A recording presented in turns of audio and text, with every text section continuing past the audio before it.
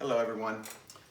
During this time of government issued quarantine and isolation, I wanted to try and find something different to do to bring the word to people so that even though we feel very isolated right now, a lot of us, and separated from each other physically, I wanted to try and find some way to bring us together. And so what I'm going to be doing is posting every couple days, every 2 or 3 days, I'm going to be posting a short little devotional for everyone. I've already posted one the other day.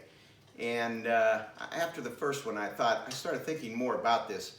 And my mind went back to something that happened a long time ago when our country was in a different type of crisis. Actually, two different types of crises.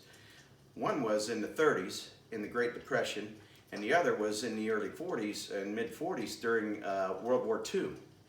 And during those times, a lot of you aren't old enough to remember unless you were really awake in your history classes. During those times, our president, President Roosevelt, actually over 30 times, he spoke to the nation. And this was back in a day when not a lot of people had TVs. And so what they would do is they would gather around their radios and listen. And some of the homes might have had fireplaces. And these talks that President Roosevelt gave comforted the nation, and it brought them together. It gave them a sense of unity together. And those talks became known as the Fireside Chats.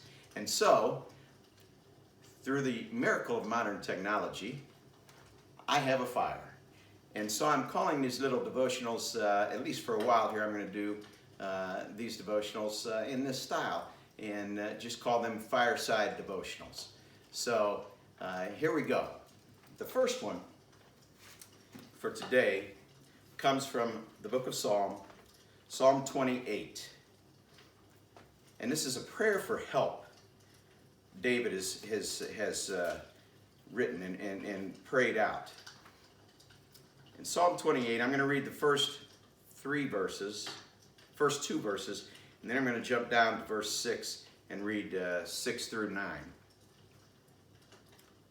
To you, O Lord, I call my rock. Do not refuse to hear me. For if you are silent to me, I shall be like those who go down to the pit. Hear my voice and my supplication as I cry to you for help, as I lift up my hands toward your most holy sanctuary. Blessed be the Lord, for he has heard the sound of my pleadings. The Lord is my strength and my shield. In him my heart trusts. So I am helped, and my heart exults.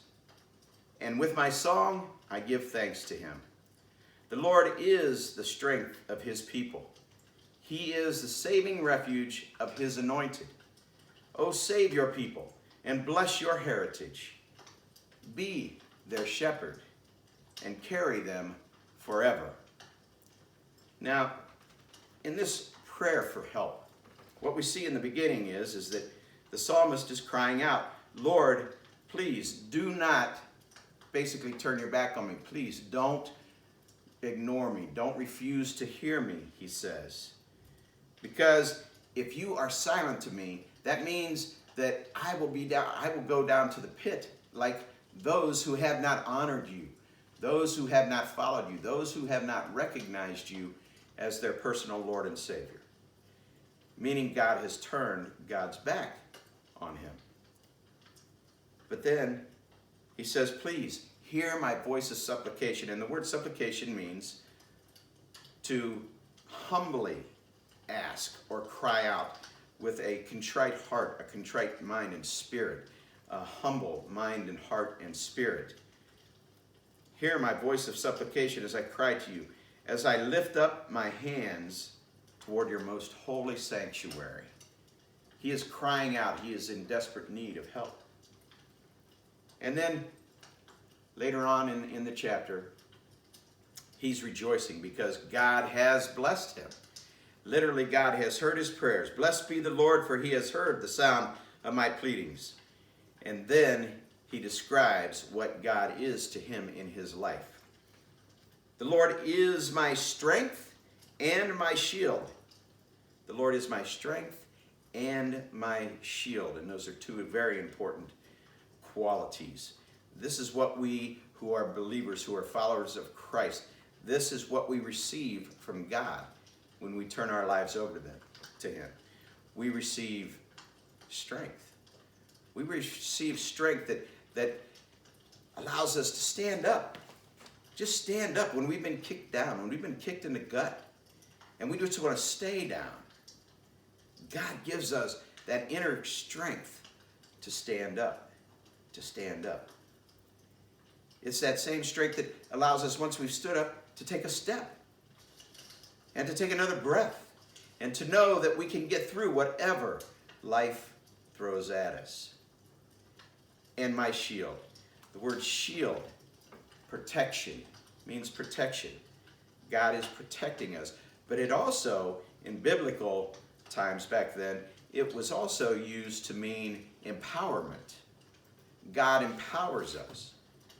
So God literally protects us, and as God protects us, as a result of God's protection around us, we are empowered then to go live the life that God has chosen for us to live, and the life that God wills for us to live, which is a life that reflects the image of Christ. In him, my heart trusts. This is it. This is it. This is the crux of it right here. To trust in the Lord. To place all our faith, our hope, and our trust that God is our strength, that God is our shield and will protect us and empower us to go live the life God has chosen for us to live. And so he is helped. The psalmist is helped, and his heart exults. And then in the closing verses 8 and 9, the psalmist takes this from an individual prayer and actually incorporates the whole community of believers by saying, the Lord is the strength of his people. He is the saving refuge of his anointed. Think about that word refuge. Seeking refuge in the storm is a familiar term to us, right?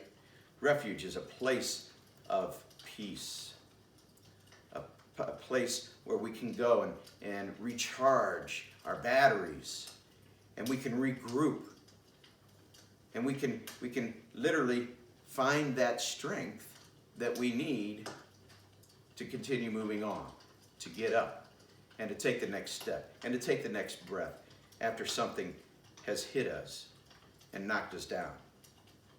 So God is our strength. God is our shield who protects us and empowers us. And God is our refuge who provides a safe place of healing and rest and comfort that we might recharge our lives. Oh, save your people and bless your heritage. Be their shepherd and carry them forever. And that is exactly what God has promised to do. God promises to carry you forever, through thick or thin, through high or low. So as we're going through this coronavirus, and we're going through this government-issued time of quarantine and separation and isolation, I know it's hard. I've been watching a lot of funny posts on Facebook about how people are dealing with having to stay home and indoors and that kind of thing, and they're really quite entertaining. But I also know there's something underlying there, and that is that we're not used to this. And we are always, it's our human nature to be afraid of the unknown. And that's what we're going through right now. So if you're having trepidations and fears about what's going on right now, are we going to have a new norm? Or will we get back to the old normalcy of our lives? I don't know. Only God knows that right now. But I do know one thing. Whether we get back to the old normalcy of our lives, or we now from this point on live in a new normalcy, God is there with us. Take heart in that. Trust in that, as the psalmist did. trust that God is your strength, that God is your shield and your empowerment and your refuge. Have a great day. Bye-bye.